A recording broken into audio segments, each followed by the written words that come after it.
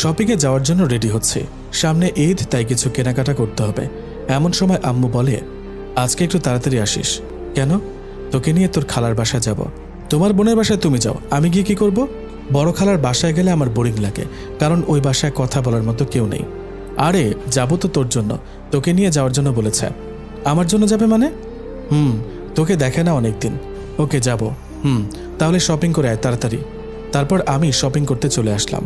আমার জন্য আর আম্মুর জন্য কিছু কেনাকাটা করে বাসায় আসলাম। আবার তাড়াতাড়ি ফ্রেশ হয়ে রেডি হ। আমি তাড়াতাড়ি ফ্রেশ হয়ে রেডি হয়ে নিলাম। আম্মু বলল, চল বাবা এখন রওনা দেওয়া যাক। 1 ঘন্টা পর খালার বাসায় এসে পৌঁছালাম। খালা বলল, আরে বাবা মেহেদি, আসলে তাহলে আমাদের বাসায়? কতদিন হলো তোমাকে দেখি না, অনেক শুকিয়ে গেছ। আমি বললাম, অসুস্থ ছিলাম যে, এর জন্য শুকিয়ে গেছি। মনে মনে বলি, আমি মোটা ছিলাম কবে যে শুকাবো। আম্মু বলল, ভেতরে যেতে বলবা না? বাইরে আর কত দাঁড়িয়ে থাকবো? আসো ভেতরে আসো, বিশ্রাম নাও তোমরা। আমি তোমাদের জন্য নাস্তা নিয়ে আসছি। নাস্তা শেষ করে আমি একটু ঘুরতে বের হলাম। আর খালার বাসার কাছে সুন্দর একটা জাদুঘর আছে, এটা আমার পছন্দের।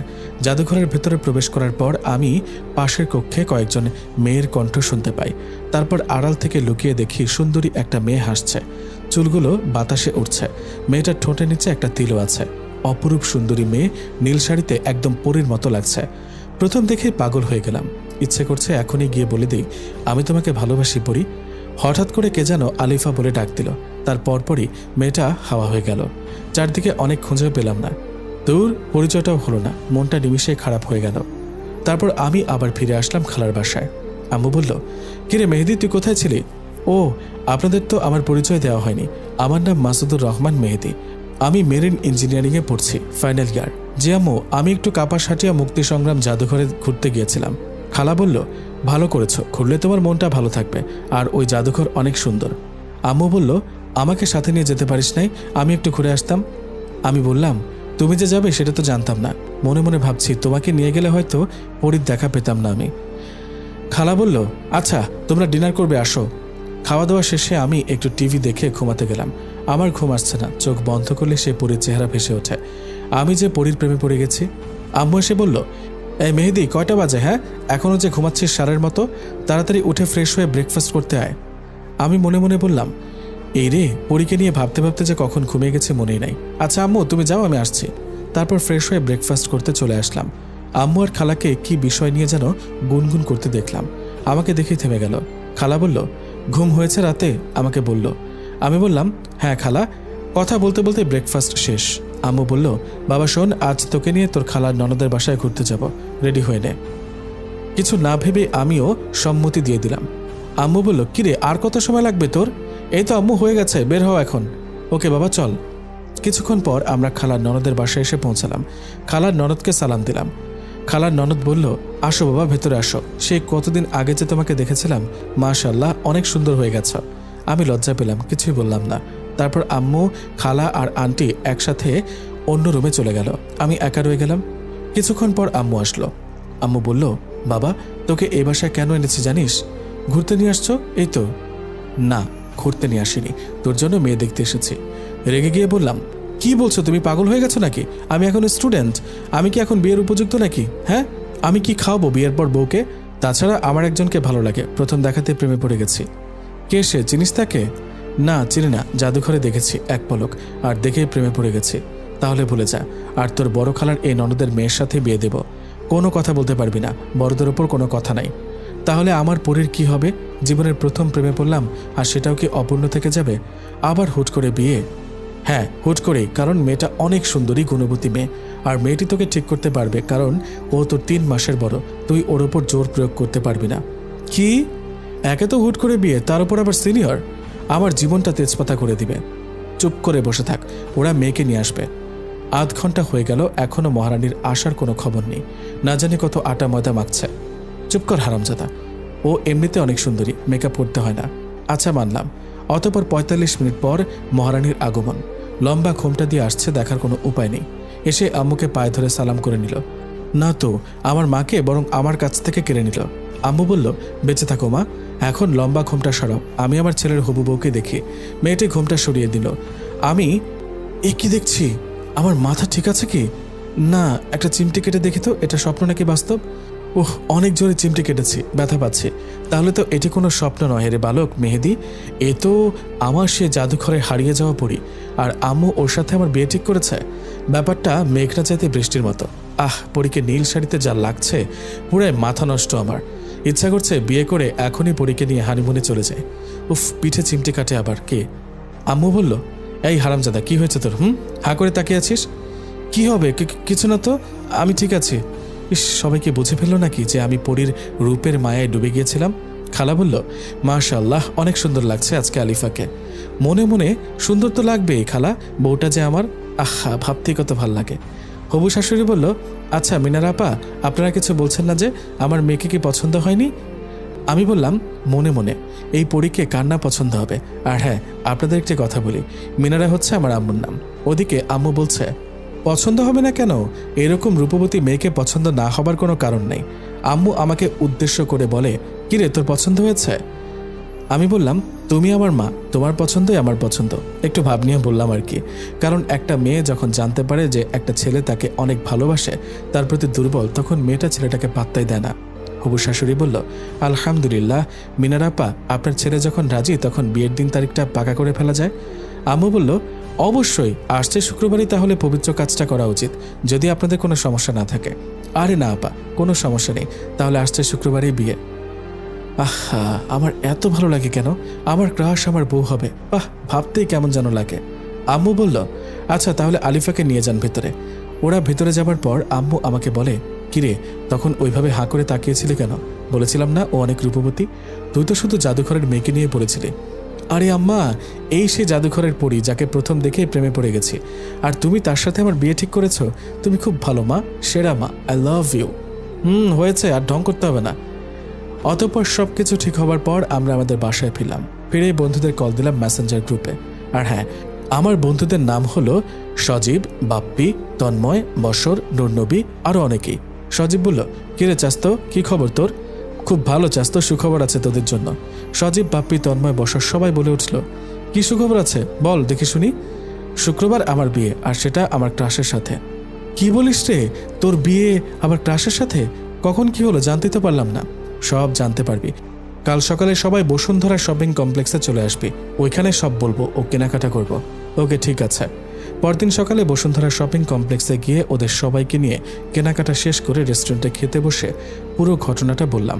ওরা শোনার পর বলল, কস কি, এ তো পুরো সিনেমাটিক কাহিনী, রূপকথার গল্পের মতো। হ্যাঁ তা বলতে পারিস।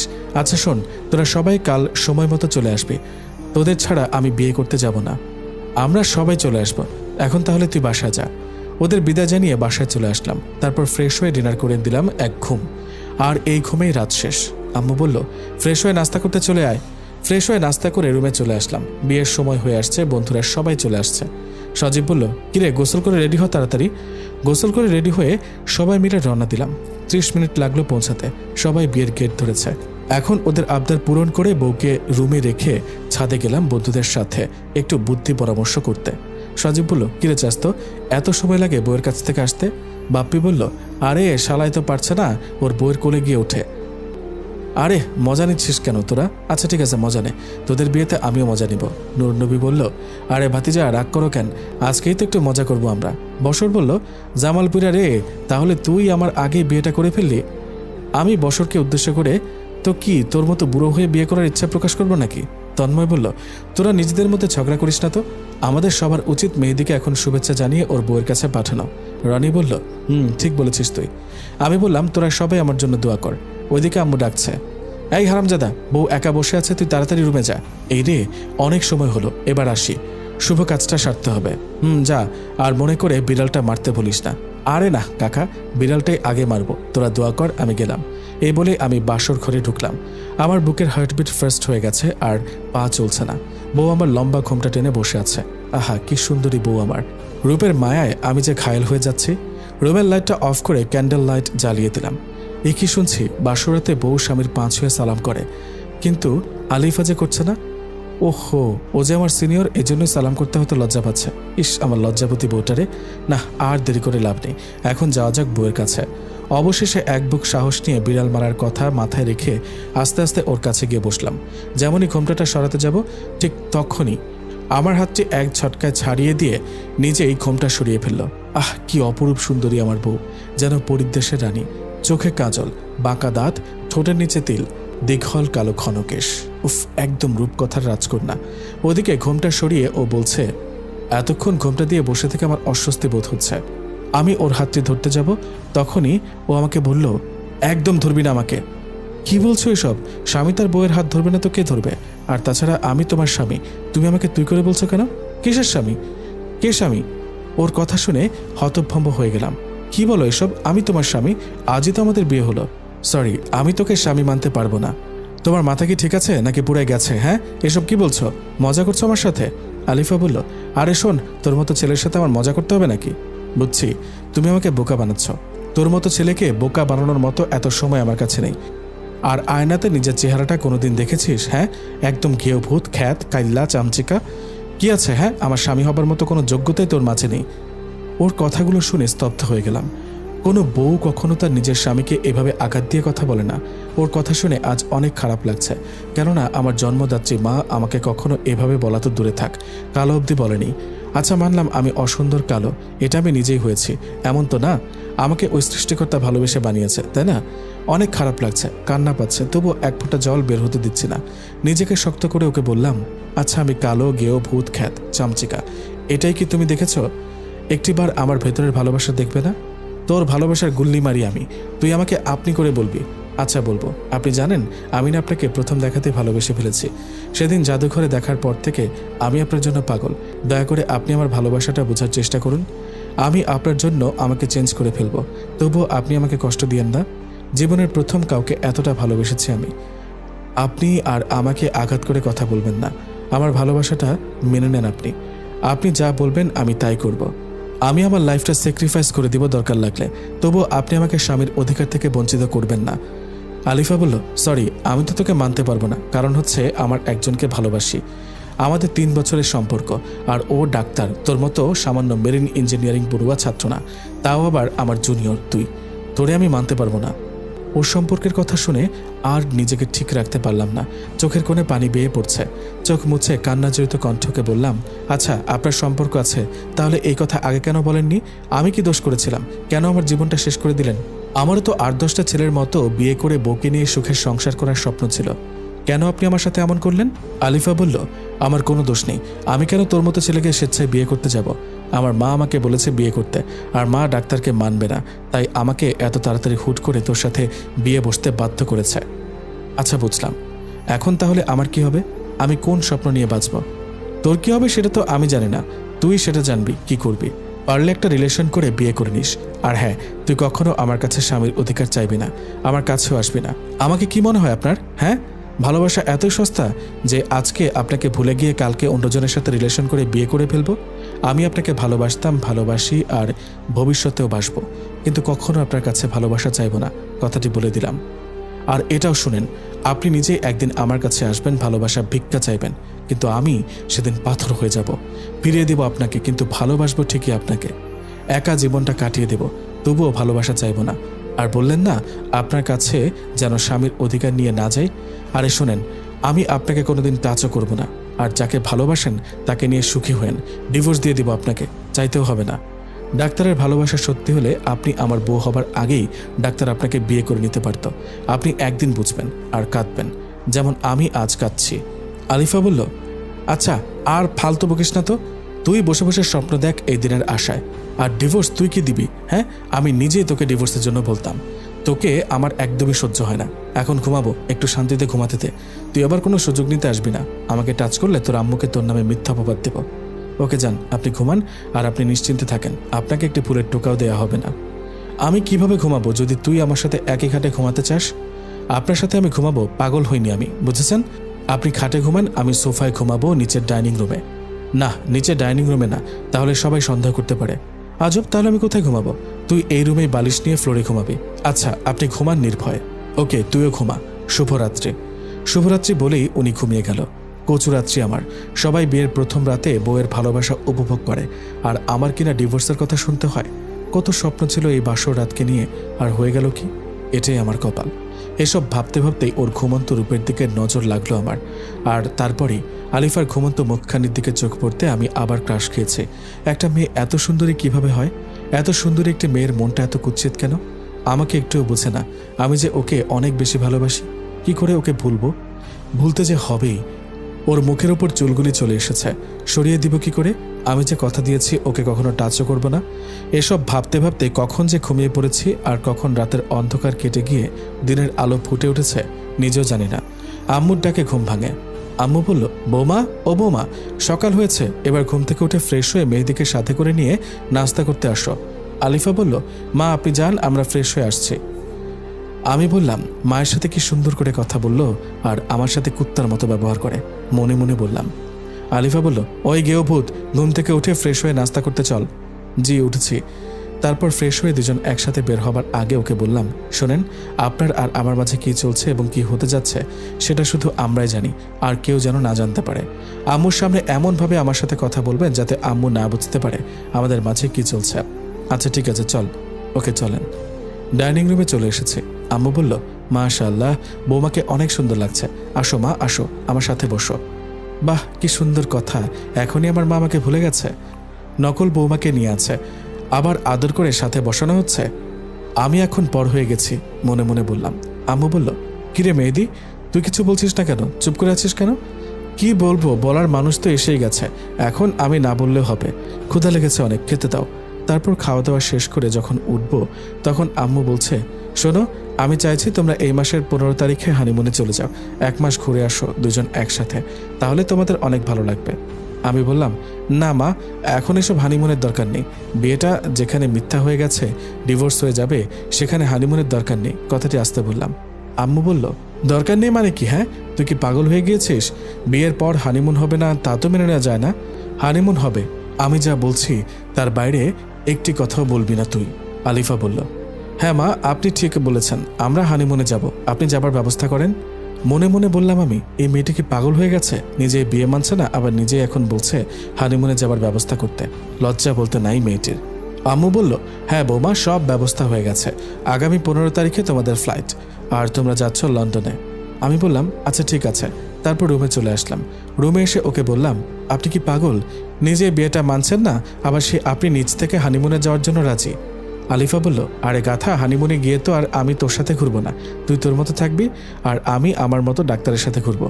মানে কি? হ্যাঁ, আপনি এখনো আমার বউ, আর তাই আপনি এসব করতে পারবেন না। ডিভোর্সের পর যা মন চায় করবেন, আমার কোনো আপত্তি নেই।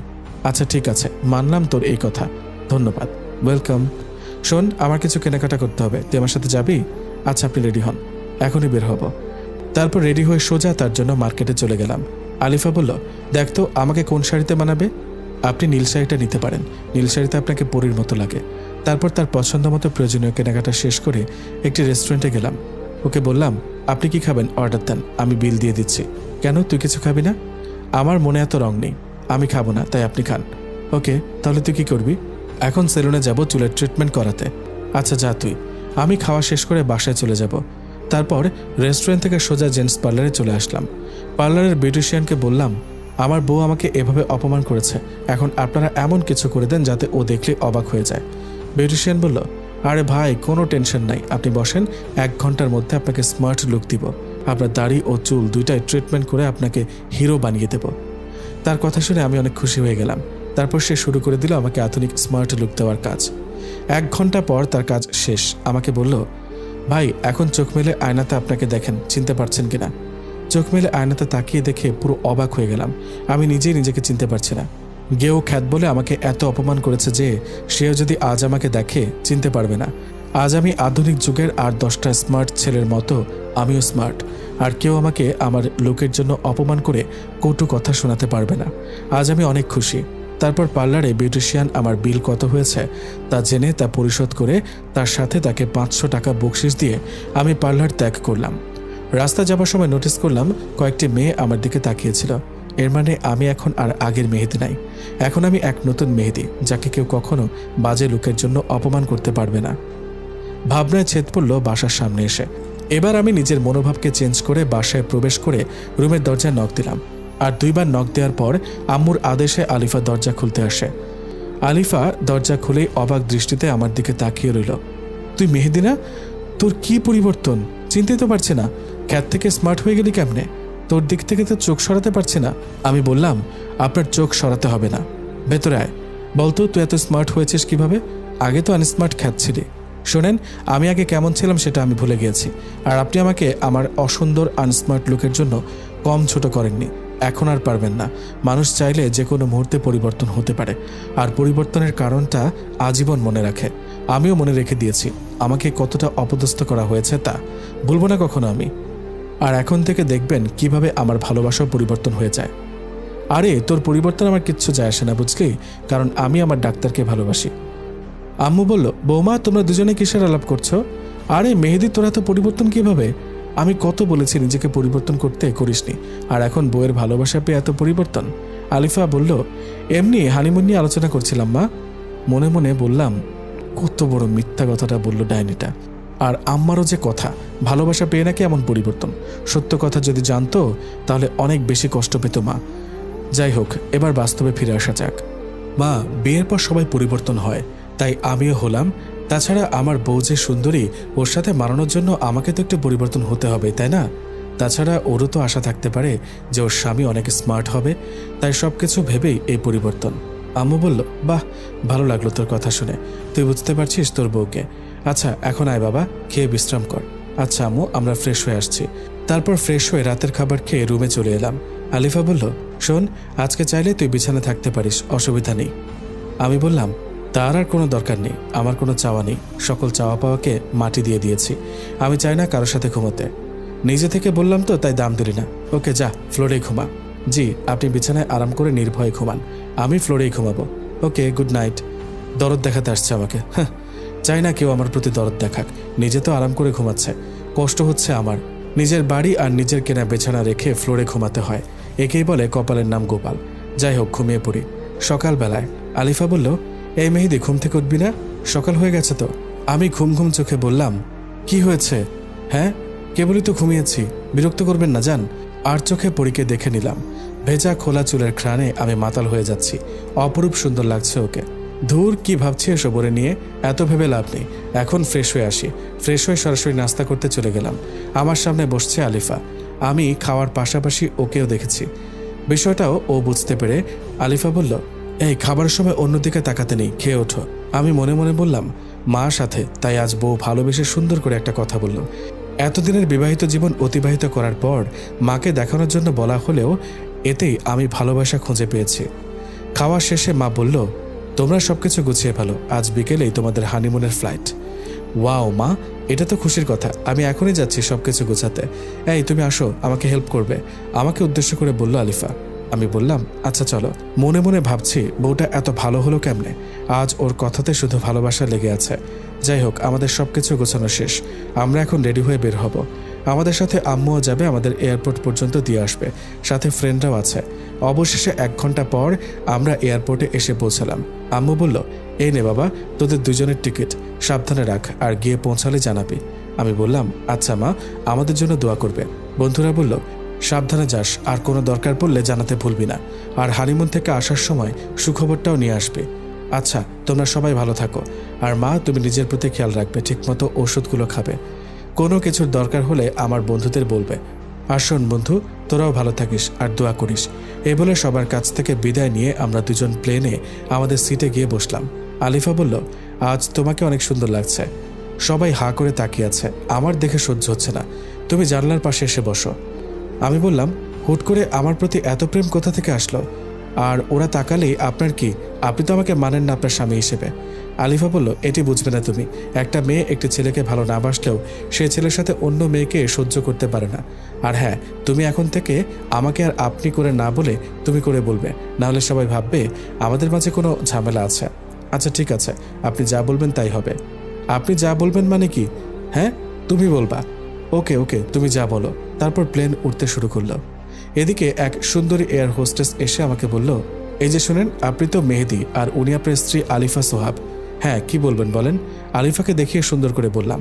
আলিফা তো জ্বলে পুড়ে মরছে। আমার অনেক ভালো লাগছে। এয়ার হোস্টেস বলল, জি, আপনারা আপনাদের সিট বেল্ট লাগান, আর এই যে আপনাদের নাস্তা খেয়ে নিন, আর যে কোনো প্রয়োজনে আমাকে ডাকবেন। একটা কথা, আপনাকে অনেক স্মার্ট লাগছে। ওকে ওকে ঠিক আছে, আমি প্রয়োজনে আপনাকে ডাকবো। এদিকে বউ তো জ্বলতেছে আগুনের মতো। আলিফা বলল, এই কুত্তা হারামি, এয়ার হোস্টেসের সাথে তুই আর কোনো কথা বলবি না, যা বলার আমি বলবো, কথাটা মনে থাকে যেন।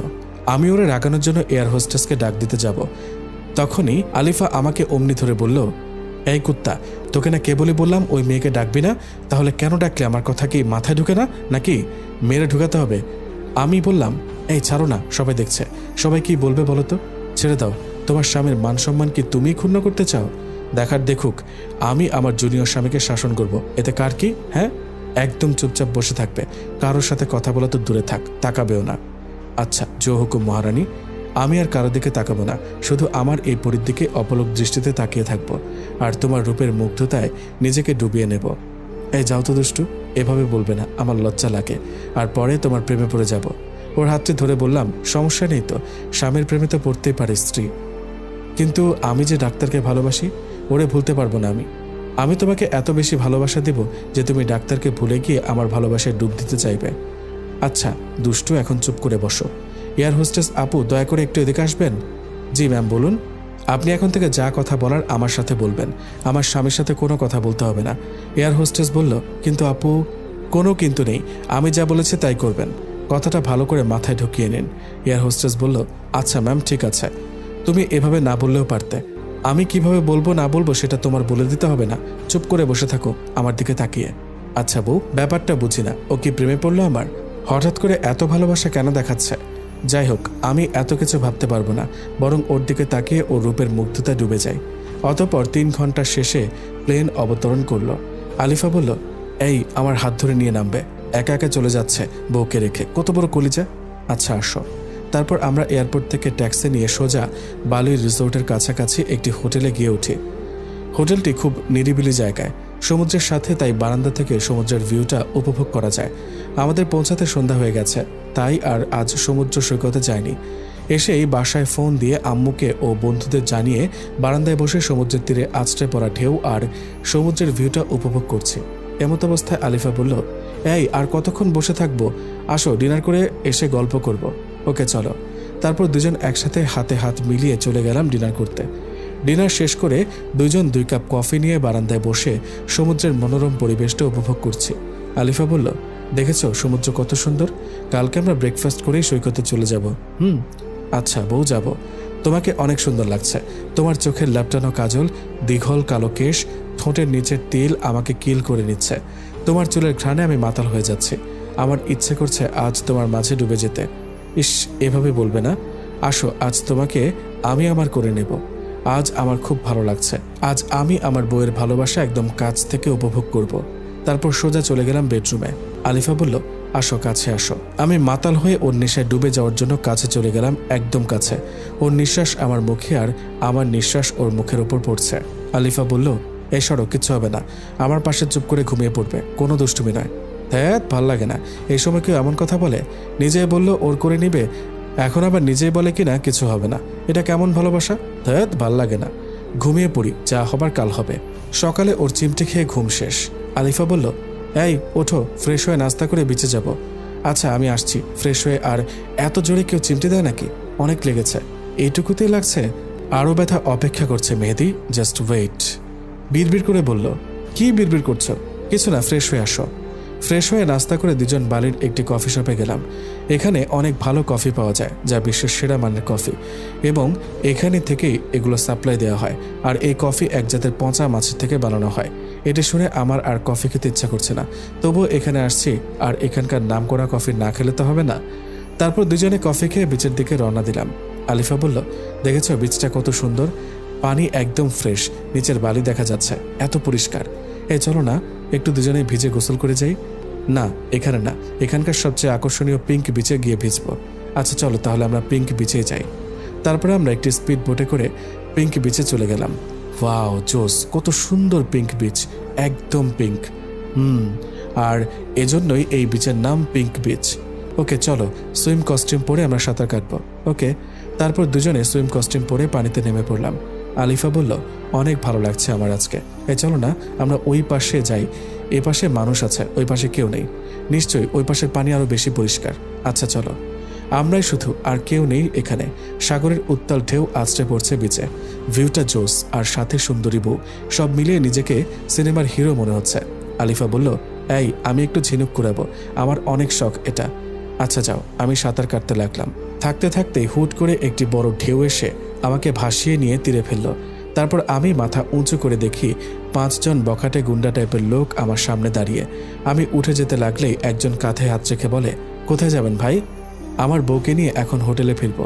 কেন জানি তাদের আমার সুবিধার মনে হচ্ছে না, তাই চলে যেতে চাইলাম। বখাটে বলল, ভাই আপনি মনে হয় ভুলে গেছেন, এখানে কেউ আসলে আর ফিরে যেতে পারে না।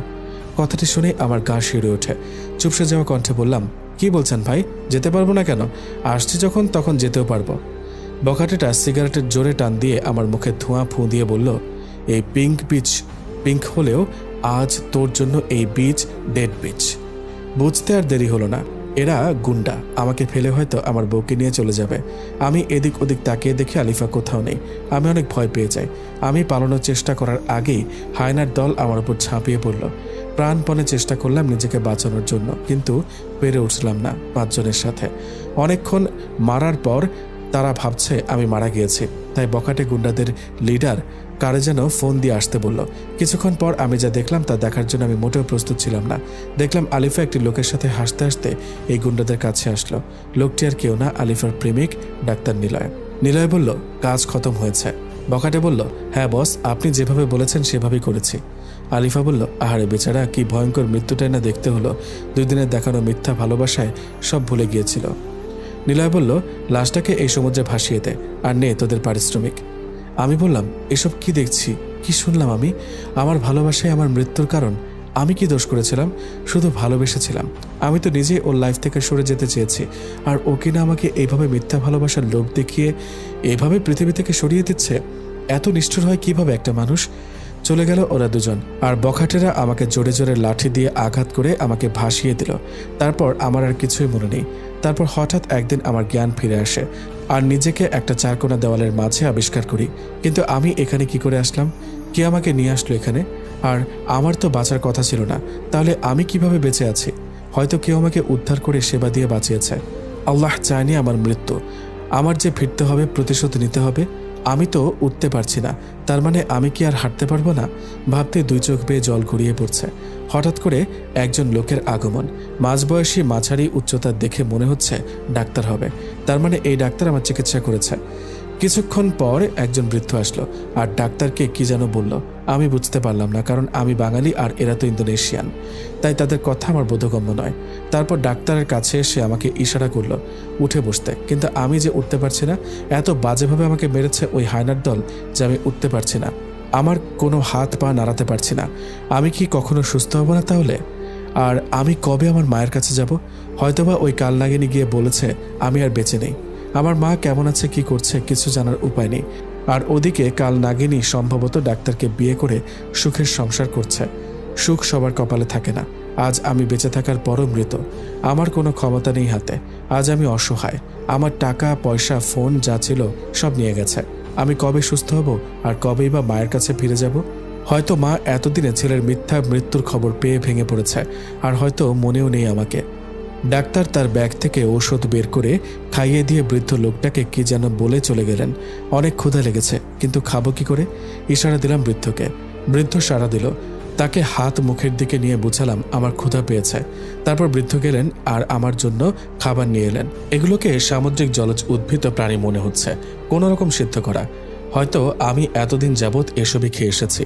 তারপর বৃদ্ধ তাদের নিজস্ব ভাষায় কাউকে ডাকলেন। কিছুক্ষণ পর একটি তরুণী দেখতে সাদা বর্ণের খাটো করে এগিয়ে আসলো। বৃদ্ধের কাছ থেকে খাবারগুলো নিয়ে আমাকে খাইয়ে দিতে লাগলো। বিদঘুটে স্বাদ, বমি চলে আসার উপক্রম। তবুও আমি খেয়ে যাচ্ছি, কারণ আমাকে বাঁচতে হবে। আর বেঁচে থাকার জন্য যে খাবার আনুক আমি তাই খেয়ে নিব। পেট ভরে খেয়ে নিলাম। তারপর মেয়েটি আবার চলে গেল। এভাবে রোজ আমাকে মেয়েটি খাওয়ানোর পর চলে যায়। এর মধ্যে অনেক দিন কেটে গেল। আমি এখন দাঁড়াতে পারি, হাঁটতেও পারি। মেয়েটি আমাকে ধরে ধরে হাঁটায়। আর ইতিমধ্যে মেয়েটির নামও জানা হয়ে গেছে। মেয়েটির নাম নীরা, মুসলিম সম্প্রদায়ের মেয়ে। ইন্দোনেশিয়ার সংখ্যাগরিষ্ঠ মানুষ মুসলিম। আর বৃদ্ধ হলো এই মেয়েটির দাদা। থাকতে থাকতে এই পরিবেশের সাথে অনেকটাই মানিয়ে নিয়েছি। এখানকার ভাষাও রপ্ত করে নিয়েছি। এখন তাদের সাথে আমার ভাবের আদান প্রদান করতে কোনো সমস্যা হয় না। সন্ধ্যা গড়িয়ে রাত হলো। এখন মীরা আসবে আমাকে খাওয়াতে। নীরা বলল, আসবে ভেতরে? সে স্থানীয় ভাষায় আমাকে কথাগুলো বলল, তবে আপনাদের সুবিধার্থে আমি এগুলোকে বাংলায় অনুবাদ করে বলছি। আমি বললাম, হ্যাঁ আসো, অনেক ক্ষুধা লেগেছে, আজ পেট ভরে খাবো, আর তুমি আমার সাথে খাবে। নীরা বলল, আচ্ছা ঠিক আছে, আপনার সাথে আজ আমিও না হয় খাবো। মেয়েটি খুবই ভদ্র, সহজ সরল, মিষ্টি ব্যবহার। এরকম মেয়ের যে জীবনসঙ্গী হবে সে খুবই ভাগ্যবান। আমি মেয়েটিকে আমার বোনের মতোই দেখি, আর মেয়েটিও আমাকে ভাইয়ের দৃষ্টিতে দেখে। তারপর দুজন খাওয়া দাওয়া শেষ করলাম। এখন আর এসব খেতে আমার কোনো সমস্যা হয় না, বরং আরও ভালো লাগে। ও চলে গেল, আমিও দরজা বন্ধ করে ঘুমিয়ে পড়লাম। সকালবেলায় আমি বললাম, আজ 1 বছর যাবৎ আমি এখানে আছি। এখন আমি পুরোপুরি সুস্থ। সময় হয়েছে ফিরে যাওয়ার। আর এর মধ্যে নীরার দাদা ও পৃথিবী ছেড়ে চলে গেছে। নীরার আপন বলতে কেউ নেই, তাই আমি নীরাকে নিয়ে দেশে ফিরে যাব। কারণ ও আমার জন্য যা করেছে তার ঋণ আমি শোধ করতে পারবো না, কখনোই না। তাই ওকে সাথে নিয়ে গিয়ে ঋণের বোঝা কমাতে চাই। নীরা বলল, দাদা দেশে যাবা কবে? আমি বললাম, যাবো রে বোন, আগে কাজ করে টাকা জোগাড় করি। হ্যাঁ, যা শুনলেন তা একদম ঠিক। আমি এখন কাজ করি একটি হোটেলে, যা বেতন পাই তা দিয়ে দুজনের জীবন কেটে যায় কোনো রকমে। আর দেশে যাবার জন্য টাকা জমাই। অতপর আরও 6 মাস অতিবাহিত হবার পর আমরা দেশে যাবার জন্য প্লেনের টিকিট সংগ্রহ করেছি। আজ নিজের জঙ্গলি রূপকে পরিবর্তন করে আসছি, আবার সেই আগের মেহেদি হয়ে গেছি। নীরা বলল, দাদা আমার আজ সত্যি খুব খুশি লাগছে। কেন রে বোন, তুই আজ এত খুশি, কারণটা কি? এই যে দাদা, আজ আমি তোমার সাথে তোমার দেশে তোমার বাসায় যাব। আমার তো কেউ নেই, ছোটবেলায় বাপ মা মারা গেছে অসুখে। দাদার কাছে বড় হয়েছি। তারপর একদিন দাদা তোমাকে সমুদ্রে মাছ ধরতে গিয়ে উদ্ধার করে আনে। তারপর থেকে তোমাকে আমি নিজের হাতে খাইয়ে সেবা দিয়ে সুস্থ করে তুলেছি। দাদাও চলে গেল। এখন আপন বলতে তুমি ছাড়া আমার আর কেউই নেই। তোমার সাথে চলে যেতে পারবো, তোমার মাকে নিজের মা করে পাবো। মায়ের আদর তো পাওয়া হয়নি কখনো, তোমার মায়ের আদর পেয়ে সেটা ভুলে যাব। তাই আজ আমার জন্য অনেক সুখের দিন। আমি বললাম, পাগলিটা এসব বলেই কেঁদে দিয়েছে, বড্ড ইমোশনাল। এই পাগলি, কাঁদছিস কেন? তোর সাথে আমি আছি না, তোকে কখনো কষ্ট পেতে দিব না। তুই যে আমাকে আমার বিপদের সময় রক্ষা করেছিস, আর আমার মা মানে তোর মা। তুই অতীতের সব কষ্ট ভুলে যাবি। আমার মা যখন সব জানবে তখন তোকে অনেক আদর করবে। চোখের পানি মুছে ফেল, আর কাঁদবি না। জানিস না তুই কাঁদলে আমার ভালো লাগে না। নীরা বলল, দাদা কোথায় আমি কাঁদছি না তো, দেখো এই যে আজ আমি কত খুশি। ওইটা তো সুখের কান্না ছিল দাদা, আমি আর কাঁদবো না। এই তো লক্ষ্মী বোন আমার। আচ্ছা রেডি হও, আমি রেডি হয়ে আসছি, তারপর 2 ভাই বোন বের হব। আচ্ছা বোন রেডি হচ্ছে। দাদা বের হও, দেখো তোমার বোনকে কেমন লাগছে। তোমার কিনে দেওয়া বাঙালি কাপড় পরেছি আজ। বাহ, তোকে তো আজ অনেক সুন্দর লাগছে, একদম বাঙালি। সুন্দর তো লাগবে, এই বোনটা যে হিরো ভাইয়ের। দাদা তোমাকে আজ নায়কের মতো লাগছে। তাই নাকি? নায়িকা কি পাবো তাহলে? পাবে না মানে? সিরিয়াল লেগে যাবে। যে মেয়ে আমার ভাইকে পছন্দ না করবে তার চোখ নষ্ট। পছন্দ যদি করতো বোন, তাহলে কি আমার সাথে এমন দুর্ঘটনা ঘটতো? চুপ করো তো, তোমাকে না কতবার বলেছে ওইসব কথার মনে আনবে না। আল্লাহ যা করে ভালোর জন্যই করে। এমন দুর্ঘটনা না ঘটলে তুমি তার মনটা বুঝতে পারতে না তার। আর সব থেকে বড় কথা, আমি দাদাকে পেতাম না, তাই যা হবার হয়েছে তা ভুলে যাও। আচ্ছা বোন, ভুলে গেলাম আমি। এখন চলো আমরা বের হই। ওকে দাদা চলো। তারপর আমরা এয়ারপোর্টে এসে আমাদের ফ্লাইটের প্লেনে গিয়ে উঠি। অতপর 3 ঘন্টার যাত্রা শেষে প্রিয় জন্মভূমিতে প্লেন অবতরণ করল। 1.5 বছর পর আজ দেশের মাটিতে পা রাখলাম। আজ আমার চেয়ে খুশি হবার মতো আর কেউ নেই। তারপর ট্যাক্সি নিয়ে সোজা বাড়ির উদ্দেশ্যে রওনা দিলাম। দাদা তোমাদের দেশ তো অনেক সুন্দর, চারদিকে সবুজের সমারোহ, কি সুন্দর লাগছে। তোমাদের দেশ মানে কি? বল আমাদের দেশ। ও সরি, হ্যাঁ দাদা আমাদের দেশ, রাগ করবে না, ভুলে বলে ফেলেছি। আচ্ছা, সবকিছু কেমন যেন পরিবর্তন হয়ে গেছে। 1.5 বছরে অনেক উন্নত হয়ে গেছে আমাদের দেশের। আর কতক্ষণ লাগবে বাসায় যেতে দাদা? এই তো আর 10 মিনিট। অবশেষে আমি আমার বাসার সামনে। বাসাটা একদম নিস্তব্ধ হয়ে আছে আমার অভাবে। দরজাতে নক করব কি বোন? আমাকে দেখে কি চিনতে পারবে? না জানি আমাকে ভুলে গেছে। দরজা খুলে হয়তো চোখের ভুল ভেবে আবার লাগিয়ে দিবে, না হয় ভূত ভেবে চিৎকার করে উঠবে। নীরা বলল, আরে দাদা কিচ্ছু হবে না, আল্লাহ ভরসা, তুমি নক করেই দেখো। সব ভাবনা ছেড়ে ফেলে নক করলাম। দরজা খুলতে আমি অবাক। মনে হলো আলিফা দাঁড়িয়েছিল। তাহলে আবার কোথায় চলে গেল? আমি ভুল দেখছি হয়তো। দরজার সামনে দাঁড়িয়ে আছে আমার জননী। চেহারার একই হাল হয়েছে, চেনাই যাচ্ছে না, পাগলের মতো হয়ে গেছে। তো আমাকে দেখে বলে, মা বলল, কে? দেখতে তো মেহেদির মতো লাগছে। কে তুমি বাবা? আমি বললাম, যা বলেছিলাম তাই হলো মা। আমাকে চিনতে পারছেন না? অবশ্য না চিনতে পারাটাই স্বাভাবিক, কারণ সকলের কাছে আজ আমি মৃত। আমি মা তোমার ছেলে মেহেদি। আমার ছেলে? আমার ছেলে তো চলে গেছে ওপারে, চলে গেছে আমাকে রেখে। স্বার্থপর ছেলে, মাকে সাথে নিয়ে যায়নি। মা কিছুতেই বিশ্বাস করছে না যে আমি মেহেদি। আমি কি করে মাকে বিশ্বাস করা বোঝে আমি তার সেই ছেলে মেহেদি? ও হ্যাঁ, মনে পড়েছে, মা আমাকে নিজে গলায় হার পরিয়ে দিয়েছে ছোটবেলায়। সব কিছু হায়নারা নিয়ে গেলেও ওটা নিতে পারেনি। আমি আস্তে করে শার্টের ভেতর থেকে হারটা বের করে মাকে দেখিয়ে বললাম, দেখো, এই হার তুমি আমাকে তোমার নিজের হাতে পরিয়ে দিয়েছ। এবার তো বিশ্বাস করো আমি তোমার ছেলে। হ্যাঁ তাই তো, তুই আমার ছেলে বাবা। জড়িয়ে ধরে কপালে চুমু দিল ছোটবেলার মতো করে। জানিস, তোর মৃত্যুর খবর শোনার পর আমি স্ট্রোক করেছিলাম। বেঁচে ফিরবো কখনো ভাবিনি। বৌমা যখন বলেছিল যে সন্ত্রাসীরা তোকে মেরে সমুদ্রে বিশাল ঢেউয়ের সাথে ভাসিয়ে দিয়েছে, তখন আমি কথাটি শুনে স্ট্রোক করেছিলাম। কখনো ভাবিনি যে তোর দেখা পাবো। আজ আমি অনেক খুশি বাবা, আজ যে মহা খুশির দিন। বাবা, তোর সাথে এই মেয়েটিকে? আমি বললাম, ও মা, ওর নাম নীরা। ওর আর ওর দাদুর উসিলায় আমি আজ বেঁচে আছি। ওর দাদু আমাকে সমুদ্রের তীরে ভেসে আসতে দেখে, তারপর আমাকে উদ্ধার করে ওরা দীর্ঘ 1 বছর চিকিৎসা ও আমার সেবা করে আমাকে বাঁচিয়ে তুলেছে। ওর মা বাবাও ছোট থাকা অবস্থায় মারা গেছে, আর কিছুদিন আগে বৃদ্ধ দাদাও না ফেরার দেশে চলে গেছে। তাই ওর আপন বলতে আমি ছাড়া আর কেউ নেই।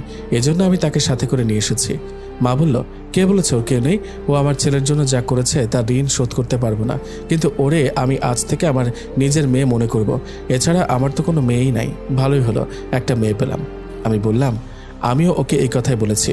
মা বলল, কিন্তু ও যে কোনো কথা বলছে না। আমি বললাম, ও যে ইন্দোনেশিয়ান, তাই বাংলা বুঝতে পারছে না। আমি ওকে তোমার বাংলা ভাষার কথাগুলো ওর ভাষায় বুঝাবো। মা বলল, আচ্ছা তাহলে তুই ফ্রেশ হয়ে আয় আর আমি ওকে আমার সাথে নিয়ে যাই। আচ্ছা মা, ঠিক আছে।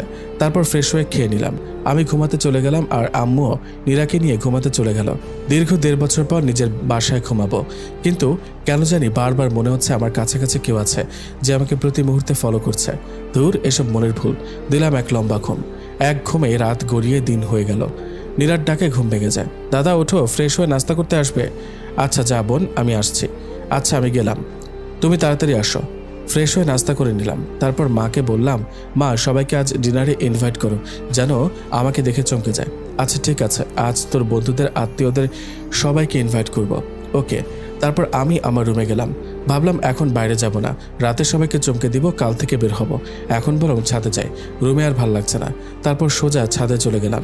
ছাদের যে পাশে কাঠগোলাপের গাছ, ওই পাশে গিয়ে অতীতের সব কথা ভাবতে থাকলাম। আলিফার কথা অনেক বেশি মনে পড়ছে। না জানি কেমন আছে, ভালোই আছে হয়তো ডাক্তারের সাথে, কিন্তু কেন মনে হচ্ছে আমার সাথে কেউ আছে যে আমাকে ফলো করছে। মনে হচ্ছে আমার পেছনে কেউ দাঁড়িয়ে আছে। পেছন ফিরে তাকাতে কিছুই তো নেই। তাহলে এসব আমার মনের ভুল? কিন্তু চিলেকোঠার রুমের কর্নারে কিসের শব্দ যেন শোনা যাচ্ছে। যা আছে কপালে, ওইখানে কি আছে আমাকে দেখতেই হবে। এগিয়ে গিয়ে দেখে আমি ভয় পেয়ে গেলাম। একটি সাদা ছেঁড়া শাড়ি পরে একটি মহিলা দাঁড়িয়ে আছে। উস্কো খুস্কো চুলগুলি উঠছে, জীর্ণ শীর্ণ দেহ, কি যেন বিড়বিড় করে বলছে। আমি কিছু না ভেবে মাকে ডাকলাম, মা, ও মা, ছাদে আসো তো। মা হাজির হয়ে বলল, কি হয়েছে, এই অসময়ে ছাদে কি করিস, আর আমাকে ডাকলে কেন? ছাদে ওই অচেনা পাগলির মতো দেখতে কে ওইখানে দাঁড়িয়ে আছে দেখো তো। আচ্ছা সরে দাঁড়া, আমাকে দেখতে দে। ও, ওকে চিনিস নাই? আমি তো তাকে দেখিই নাই, চিনব কিভাবে? মনে হচ্ছে পাগলি। তাহলে দেখ। দেখি অবাক, আর কেউ না, আমার পরি, যাকে আমি অনেক ভালোবাসতাম। আর আমার ভালোবাসার দুর্বলতাকে পুঁজি করে আমাকে পৃথিবী থেকে বিদায় করে দিতে চেয়েছিল। কিন্তু ওর অবস্থা কি করে হলো মা? তুই কিছুই জানিস না। কি জানি না, খোলাসা করে বলো। শোন তাহলে, তোর ওপর সন্ত্রাসী হামলায় ওর কোনো হাত নেই, যা করার ওই ডাক্তার করেছে। কি বলছো? আমি নিজ কানে শুনেছি। ওকে দিয়ে ডাক্তার এসব বলতে বাধ্য করেছে, আর তোকে মারার কোনো ইচ্ছে ছিল না ওর। তাহলে আমার সাথে এসব ঘটলো কি করে? ও যখন তোর সাথে হানিমুনে যায় তখন ও আস্তে আস্তে দুর্বল হতে থাকে, আর ওই ছেলের সাথে ঠিকমতো কথাও বলে না। ওই ছেলেকে ইগনোর করতে থাকে, আর ছেলেটি সব মেনে নিতে পারেনি। তাই ওই ছেলেও ইন্দোনেশিয়া চলে যায়, আর সন্ত্রাসদের টাকা দিয়ে কবজা করে তোর উপর আক্রমণ চালায়। এটা যখন আলিফা জানতে পারে তখন তোকে বাঁচাতে চায়, কিন্তু ছেলেটা আলিফাকে ব্ল্যাকমেল করে, আলিফাকে বাধ্য করে ওসব বলতে। তারপর মা? তারপর আলিফাকে দেশে এনে মারাত্মকভাবে শারীরিক নির্যাতন করে। আলিফা কিছু বলেনি? আলিফা অনেক বলেছে, ভিক্ষা চেয়েছে ছেলেটার ভালোবাসা, কিন্তু ছেলেটা বলে ও নাকি আলিফাকে ভালোই বাসেনি। শুধুমাত্র ব্যবহার করার জন্য এসব করেছে। আলিফা এসব শুনে অনেক কান্না করে আর তোর জন্য আফসোস করে। ও তখন বুঝতে পারে ছেলেটি ওর জন্য ভুল ছিল। ছেলেটা অনেক নির্যাতন করে আমাদের বাসার সামনে এনে ফেলে দিয়ে চলে যায়। তারপর আমি বাইরে বের হলে ওকে উদ্ধার করি আর ওর মুখের সব ঘটনা শুনি। ও তোর সাথে খারাপ ব্যবহার করার জন্য নিজেকে দোষী ভাবতে শুরু করে আর পাগলামি শুরু করে দেয়। সুইসাইডও করতে গিয়েছিল, আমি বাধা দিয়েছি। এরপর তোর শোকে মেয়েটি আস্তে আস্তে পাগল হয়ে যায়, ঠিকমতো খায় না, ঘুমায় না, শুধু তোর কথা বিড়বিড় করে বলে একা একা। আমি অজান্তে চোখের পানি বের হয়ে আসলো আমার। আমি যখন চেয়েছি বুঝিনি, আর এখন আমাকে এত ভালোবাসে, একদম চেনার উপায় নেই। কি হয়েছে শরীরের অবস্থা? কত সুন্দরী ছিল আর কি হয়ে গেল? মা, ওকে চিকিৎসা করাওনি সুস্থ করে তোলার জন্য? অনেক চিকিৎসা করিয়েছি, কোনো লাভ হয়নি। ডাক্তার বলেছে ও কোনোদিন সুস্থ হবে না। তবে কি মা, কোনো সুযোগ আছে নিশ্চয়ই? আমি ওকে সুস্থ করে তুলবই। হ্যাঁ, সুযোগটা হলো, ওকে সুস্থ করার উপায়টি হলো ভালোবাসা। মানে? হ্যাঁ, একমাত্র ভালোবাসার দ্বারা ওকে সুস্থ করা সম্ভব। ভালোবাসা পারে না এমন কিছুই নেই। ভালোবাসা পেলে বনের হিংস্র পশু পোষ মানে। তাই একমাত্র ভালোবাসা দিয়েই ওকে আবার আগের অবস্থায় ফিরিয়ে আনা সম্ভব। সত্যি? তাহলে তো আমি পারবো ওকে সুস্থ করে তুলতে, কারণ আমি ওকে অনেক ভালোবাসি, অনেক বেশি ভালোবাসি। আমার প্রতিটি হৃদস্পন্দনের সাথে ও মিশে গেছে। হ্যাঁ, আমারও বিশ্বাস তুই পারবি। দোয়া করো মা, আমি যেন আমার ভালোবাসা দিয়ে ওকে আবার আগের স্বাভাবিক জীবনে ফিরিয়ে আনতে পারি। দোয়া করি বাবা, তুই সফল হ। কিন্তু আরেকটি কাজ যে আমাকে করতে হবে মা। কি কাজ সেটা? আমার ভালোবাসার এই অবস্থার জন্য যে দায়ী, তাকে তো আমি ছেড়ে দেব না মা। হ্যাঁ বাবা, ওই জঘন্য মানুষটিকে বোঝাতে হবে যে কারো ভালোবাসাকে পুঁজি করে জীবন ধ্বংস করে দেওয়ার কষ্ট কতটা যন্ত্রণাদায়ক। মা, তুমি শুধু দোয়া করো, আমি এর প্রতিশোধ নিবই। এখন ওকে নিয়ে চলো রুমে। আচ্ছা, আমি আর নীরা নিয়ে আসছি। তারপর রুমে আসি। মা আর নীরা ওকে নিয়ে আসে। ওর কী অবস্থা? ওকে গোসল করিয়ে পরিপাটি করে রাখতে হবে। এতদিন একা ছিলাম তাই পারতাম না, এখন তোরা আসছিস, এখন পারবো। না মা, কাজটা আমি একা নিজেই করতে চাই। আমার ভালোবাসা দিয়ে ওকে সুস্থ করতে হবে, তাই আজ থেকে ওর যাবতীয় কেয়ার আমিই করব। তাহলে তো আরও ভালো। কিন্তু তুই কি পারবি একটা মেয়ের যাবতীয় কেয়ার করতে? ভালোবাসার জোর থাকলে সব পারা যায়। আমি ওকে ভালোবাসি, ওর স্বামী আমি, তাই আমাকে যে পারতেই হবে। আচ্ছা বাবা, তুই ওকে নিয়ে যা। ওকে সাথে নিয়ে আসলাম রুমে। আমার সামনে বসিয়ে রেখে দৃষ্টি না ফেলে ওকে দেখিয়ে গেলাম। ভালোবাসার মানুষকে কাছ থেকে দেখাটা অনেক বেশি আনন্দের। পাগলিটার কিছু মনে পড়ছে না, শুধু খিলখিল করে হাসছে, ড্যাব ড্যাব করে তাকিয়ে আছে। ওর চোখে মুখে অনেক আকুতি জমে আছে। অনেক কিছু বলতে চাইছে হয়তো, কিন্তু মানসিক ভারসাম্য না থাকায় পারছে না। ওরে বললাম, এই পরি, চলো তোমাকে গোসল করিয়ে আনি। আলিফা হি হি করে হাসলো। আমি গোসল করব না, আমি তো পরি, তাই গোসল করব না। তুই কর গোসল, আর যা সর, আমার কাছে আসবি না, আমাকে ধরবি না। ওরা না আমাকে অনেক অত্যাচার করেছে, অনেক ব্যথা দিয়েছে। আমি গোসল করব না, তুই গোসল কর, তুই পাগল। ওর কথা শুনে নিজের অজান্তে দুই চোখের কোণ বেয়ে অঝরে জল ঝরতে থাকে। এত সুন্দরী পরিষ্কার পরিপাটি থাকা আমার পরীর আজ এই নির্মম অবস্থার জন্য দায়ী ওই ডাক্তার। আমি ছাড়ব না ওকে, খোদার কসম। আমি ওকে বুঝিয়ে দেব মানুষের জীবন নিয়ে খেলা করাটা কতটা ভয়ঙ্কর হতে পারে। আলিফা বলল, এই তুই কি জানোস, আমার না জুনিয়র পিচ্চি স্বামী ছিল, ওরে আমি শেষ হতে দেখেছি। মনে মনে বললাম, তোর স্বামী তোরই সামনে বসে, আর তুই আজ চিনছিস না। যাই হোক, ওকে জোর করে গোসল করতে নিয়ে গেলাম, যদিও ও যেতে চায়নি। সুন্দর কেশগুলিও কেমন মৃতপ্রায় হয়ে গেছে যত্নের অভাবে। তারপর নিজ হাতে ওর ওই চুলে শ্যাম্পু করে দিলাম। চুলগুলো যেন আবার আগের হারানোর সতেজতা ফিরে পেল। ভালো করে ওকে গোসল করিয়ে দিয়ে নিজ হাতে সেই প্রথম যেদিন নীল শাড়িতে দেখেছিলাম আর প্রেমে হাবুডুবু খেয়েছিলাম, সেই শাড়িটাই পরিয়ে দিলাম। পাগলিটা একদম স্থির হয়ে দাঁড়িয়েছিল। ওর চোখের ভাষা বলছিল আমাকে আমি যেন নিজ হাতে ওকে শাড়ি পরিয়ে দিই। ভালোবাসার মানুষের কেয়ার করাও যে অনেক বড় পাওয়া। আমার খুব ইচ্ছা ছিল ওর চুলে আমি শ্যাম্পু করে দেব, ওকে শাড়ি পরিয়ে দেব, কপালের টিপ পরিয়ে দেব। প্রতিটি ইচ্ছে এখন পূর্ণতা লাভ করছে, কিন্তু এই পূর্ণতাও উপভোগ করতে পারছে না। হাত ভরে মেহেদি এঁকে দিলাম। আজ আমি আমার ভালোবাসাতে ওকে রাঙিয়ে নিলাম। অপরূপ সুন্দর লাগছে ওকে। ওর চুলের ঘ্রাণে আমি আজ মাতাল হয়ে যাচ্ছি। তারপর ওকে বিছানায় বসিয়ে দিয়ে আমি নিজেও ফ্রেশ হয়ে ওর শাড়ির সাথে ম্যাচিং করে নীল পাঞ্জাবি পরে আম্মুর রুমে নিয়ে যাই। মা বলল, মাশাআল্লাহ, বৌমাকে আজ সে প্রথম দিনের মতো লাগছে। কতদিন পর এইভাবে দেখছি। তুই পারবি বাবা, তোর ভালোবাসা দিয়ে সবকিছু জয় করতে পারবি। চল এখন লাঞ্চ করব। নিজ হাতে তুলে ওকে খাইয়ে দিলাম। ও কেন যেন কোনো রকম বাধা দিচ্ছে না। ও হয়তো এই ভালোবাসা পেতে চেয়েছে। ওরে খাইয়ে আমিও খেয়ে আবার দুজন রুমে চলে আসি। আলিফা বলল, এই তুই কি আমাকে বিয়ে করবি? তোরে আমার পছন্দ হয়েছে, তুই খুব ভালো। বিয়ে তো অনেক আগেই করেছি, তবে হ্যাঁ, ও সুস্থ হলে আবার বিয়ে করে নিব। তারপর ওকে বললাম, হ্যাঁ আমি তো তোমাকে বিয়ে করবই, হি হি, তুই আমার জামাই হবি, আমার শরম করতেছে, তুই সর। পাগলিটা আজ লজ্জা পেয়েছে, লজ্জা পেয়ে একদম লাল টুকটুকে হয়ে গেছে। লজ্জা পেলে যে ওকে আরও বেশি কিউট লাগে আজ বুঝতে পারলাম। দেখতে দেখতে বিকাল গড়িয়ে এলো। বিকালবেলা ছাদে যেতে ওর ভালো লাগে, তাই আমি ওকে নিয়ে ছাদে যাই। আলিফা বলল, এখানে কেন আসলে আমাকে নিয়ে? এখানে আমার এই বেলায় আসতে ভালো লাগে, কিন্তু আমার সাথে না কেউ আসতোই না, তুই আসলে আমাকে নিয়ে আমার সাথে কি প্রেম করবি তুই? আমি বললাম, আজ থেকে প্রতিদিন এই সময় তোমাকে আমি ছাদে নিয়ে আসবো, আর তোমার সাথে আমি প্রেম করব সুন্দরী। আলিফা বলল, আচ্ছা তাহলে তুই এখন এখান থেকে লাফ দে। আরে পাগলি বলে কি, তাহলে যে আমি মরে যাব, তোমার সাথে প্রেম করবো কেমনে? ওরে মরে যাবি, লাফ দিলে থাক, তাহলে তুই আমার সাথে আমার হাত ধরে বসে থাক। তারপর ওর হাত ধরে বসে থেকে বিকাল শেষে সন্ধ্যায় সূর্যাস্ত দেখে আবার রুমে চলে এলাম। রুমে এসে ওকে নাস্তা করিয়ে বললাম, এখন তুমি একটু ঘুমাও। কেন, তুই কি এখন চলে যাবে আমাকে রেখে? আমাকে রেখে যাস নে, আমার সাথে থাক, তোর সাথে থাকলে আমার ভালো লাগে। আরে আমি যাব না, তোমাকে ছেড়ে আমি কোথাও যাব না, তুমি ঘুমাও, আমি একটু ব্যালকনিতে গিয়ে বন্ধুদের সাথে কথা বলবো, অনেক দিন হলো ওদের সাথে কথা বলিনি। আমি ঘুমাবো কেমনে, আমার ঘুম আসে না, তুই ঘুম পাড়িয়ে দিবি আমায়? আমার পরীর কথা কি আমি ফেলতে পারি? তারপর ওকে ঘুম পাড়িয়ে কপালে একটা কিস দিয়ে ব্যালকনিতে যাব। ঠিক তখনই দেখি পাগলিটা আমার পাঞ্জাবির একটা প্রান্ত ধরে ঘুমিয়ে আছে। এখন তো ছাড়াতে গেলেই ঘুম ভেঙে যাবে। বন্ধুদের সাথে কথা আজ বাসায় আসলে বলবো নি, এখন বরং আমি ওর মাথার পাশে বসে থাকি। ঘুমন্ত চেহারা যে কতটা নিষ্পাপ আর সৌন্দর্যে মোড়ানো সেটা পরীকে এভাবে কাছ থেকে না দেখলে বুঝতে পারতাম না। ওর কাজল কালো হরিণী চোখ, দীঘল কালো ঘনকেশ, ঠোঁটের নিচের তিল আর পরনের নীল শাড়ি আমাকে প্রতি মুহূর্তে নতুন করে ওর প্রেমে ডুবিয়ে দিচ্ছে। আমি যে সৌন্দর্যে মাতাল হয়ে যাচ্ছি। কিছু না ভেবে ওর কোমল হাতটি আমার হাতে রেখে দিয়ে কপালে একটি ভালোবাসার প্রতীক এঁকে দিলাম। আর তখনই ওর ঘুম ভেঙে যায় আর আমাকে টান দিয়ে বুকে জড়িয়ে নেয়। আলিফা বলল, ছাড়বো না এখন, দেখি কেমনে যাস তুই। আমার কপালে কি করলি বলে দেব, তুই পচা।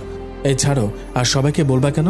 আমি তো তোমাকে ভালোবাসি তাই কিস করেছি। তুই পচা, আমি ঘুমিয়ে গেলে সুযোগ পেয়ে এসব করছিস।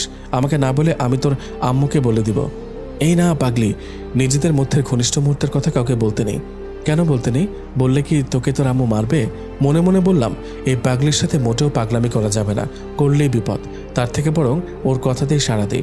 হ্যাঁ, আম্মুকে বললে আমাকে অনেক মারবে, আর আমাকে আম্মু তোমার সাথে প্রেম করতে দেবে না, তোমার সাথে থাকতেও দেবে না।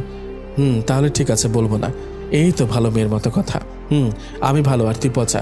আচ্ছা আমি পচা, তুমি অনেক অনেক খুশি হও এবার। আমি অনেক খুশি। তুই আমাকে একটা জিনিস দিবি? হ্যাঁ অবশ্যই দিব, বলো কি চাও? আমায় একটা পুতুল কিনে দিবি, ওই পুতুল দিয়ে আমি খেলবো। হায় রে পাগলি, পুতুল নিয়ে খেলবে, কয়েক বছর পর ওর বাচ্চা হবে, আর এখন ও বলে ও নিজে খেলবে। কি আর করার, সুস্থ হবার আগ পর্যন্ত পাগলামি সব সহ্য করতেই হবে। আচ্ছা কাল তোমাকে পুতুল কিনে দেব। তুই পচা না, খুব ভালো। তুমিও পাগলি। এদিকে আবার সবার আসার সময় হয়ে গেছে, আর মাকে বলেছি আমার কথা গোপন রেখে আসতে বলতে, যাতে ওরা দেখেই চমকে যায়। মীরা বলল, দাদা সবাই চলে আসছে, তুমি ভাবিকে নিয়ে চলে আসো নিচে। আমি বললাম, আচ্ছা তুই যা, আর কাউকে আমার কথা বলবি না, আমি তোর ভাবিকে নিয়ে আসছি। কোথায় যাবে আমাকে নিয়ে? আলিফা বলল, নিচে ডাইনিং রুমে যাব।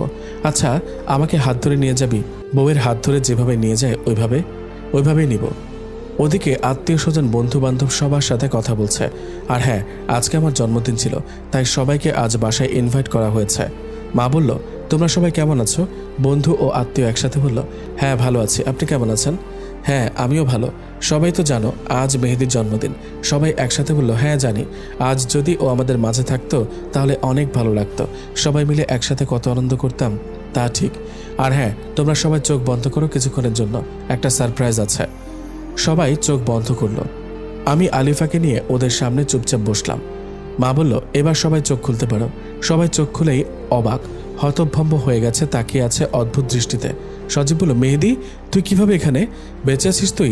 আর আমরা সবাই ভেবেছি আমাদের রেখে চলে গেছিস। না রে বন্ধু, তোদের সবাইকে রেখে কি করে যাব? আল্লাহ নিজেই হয়তো এটা চায়নি, তাই বাঁচিয়ে রেখেছে। বশর বলল, তোরে অনেক মিস করেছি রে বন্ধু। আমি বললাম, এখন আর মিস করতে হবে না, আমি এসে গেছি। সবাই আবেগপ্রবণ হয়ে গেছে। সবার সাথে অনেকদিন বুকে বুক মিলিয়ে কোলাকুলি করে বার্থডে উদযাপন করলাম। মা বলল, সবাই বলো সারপ্রাইজটা কেমন ছিল? আন্টি, পৃথিবীতে এর থেকে বড় সারপ্রাইজ আর হতে পারে না। হারানো বন্ধুকে ফিরে পাওয়া যে অনেক আনন্দের, আর তাও আবার এমন একটা স্পেশাল দিনে। এখন তোমরা নিজেরা কথা বলো, আমি একটু আসছি। আচ্ছা আন্টি। আমি বললাম, কিরে তোরা সবাই কেমন আছিস তাহলে? বসর বলল, এতদিন তো বেটা কেউই ভালো ছিলাম না, তবে এখন ভালো আছি বন্ধুত্বকে ফিরে পেয়ে। তন্ময় বলল, ঠিক বলেছিস। আমি বললাম, তো তোরা কি বিয়ে টিয়ে করে ফেলেছিস? সজীব বলল, না চাষ তো বিয়ে করিনি এখনো, তবে এখন তুই আসছিস তাই বিয়ে করা যাবে। আমি বললাম, কারে, মারিয়াকে নাকি অন্য কাউকে? মারিয়াকেই। বসর বলল, জানিস না তো তন্ময়ের পুষ্পিতার সাথে সব ঠিক হয়ে গেছে। আমার কপালটাই খারাপ, রাত্রিকে পাইলাম না। রনি বলল, আরে রাত্রি নাই তো কি হয়েছে, দিন তো আছে। বাপ্পি বলল, ভাবি তো দেখি সুস্থ হয়ে গেছে। আমি বললাম, হ্যাঁ প্রায় সুস্থ হয়ে গেছে, ভালোবাসা দিয়ে সুস্থ করে তুলেছি। নুরনবী বলল, ওই ভালোবাসাটাই আমার হলো না, মিম আমাকে বুঝলই না। চিল কাকা, মিম বুঝবে, টেনশন নাই। আলিফা সুস্থ হলে ওরে দিয়ে সবার ফিটিং করাবো। ওনারা কারা, কখন থেকে তুই তুই করে কথা বলছে আমার সাথে কথা না বলে? ওরা সবাই আমার বন্ধু। ও আচ্ছা। আমি বললাম, মা আসো সবাইকে খাবার দিয়ে যাও। মা এসে সবাইকে খাইতে দিল। খাওয়া দাওয়া শেষ করে ডাক্তারের ব্যাপারে ওদেরকে বললাম।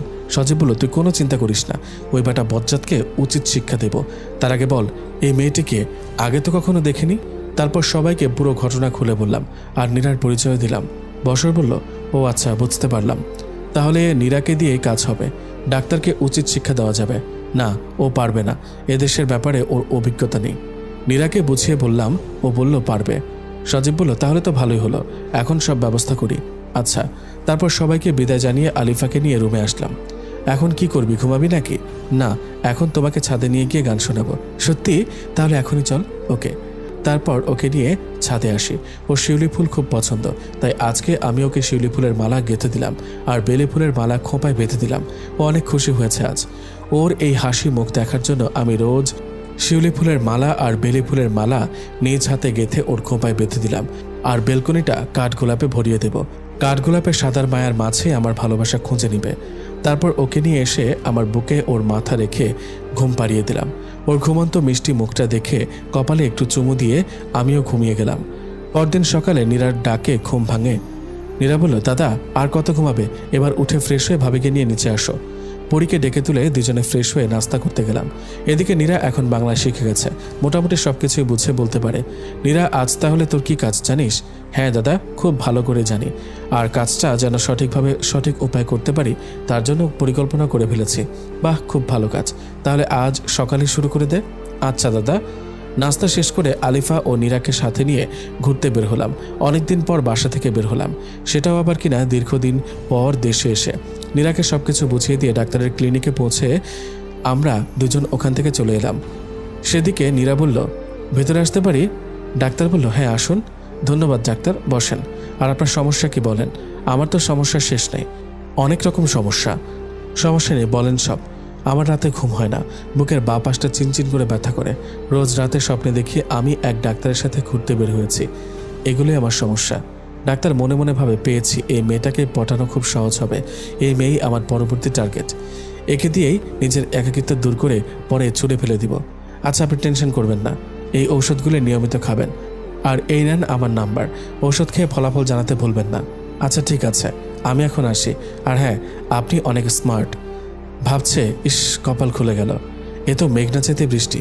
ও তাই, ধন্যবাদ, আপনি অনেক রূপবতী। ধন্যবাদ, আসি এবার, আবার দেখা হবে।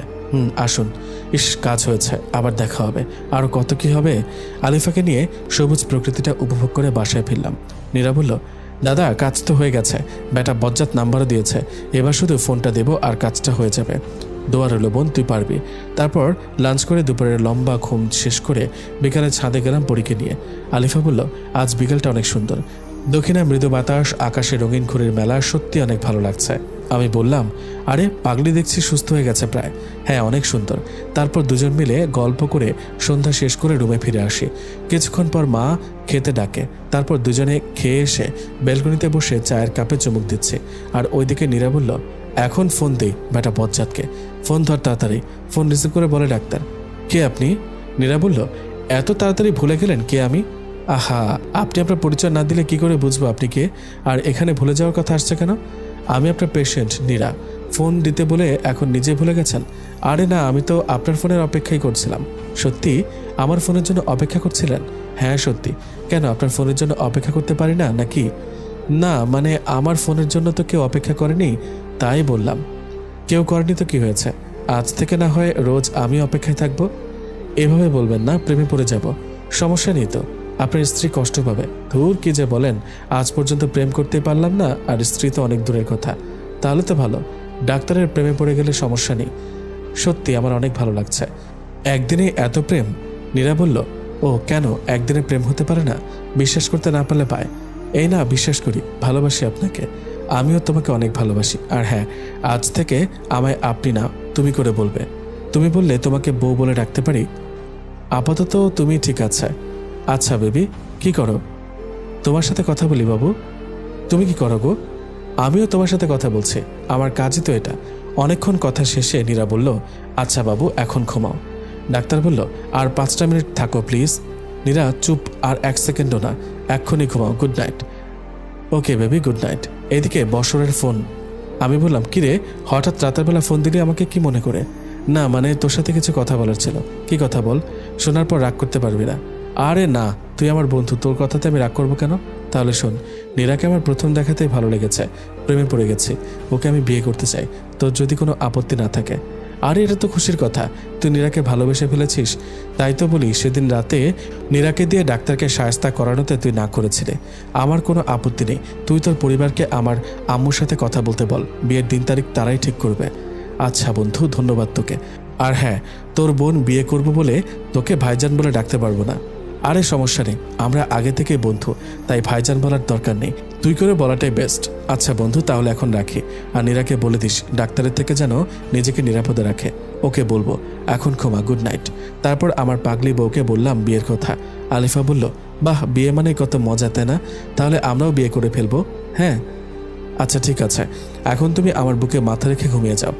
আলিফা বলল, আচ্ছা তুইও ঘুম আমার সাথে। ওকে, গুড নাইট।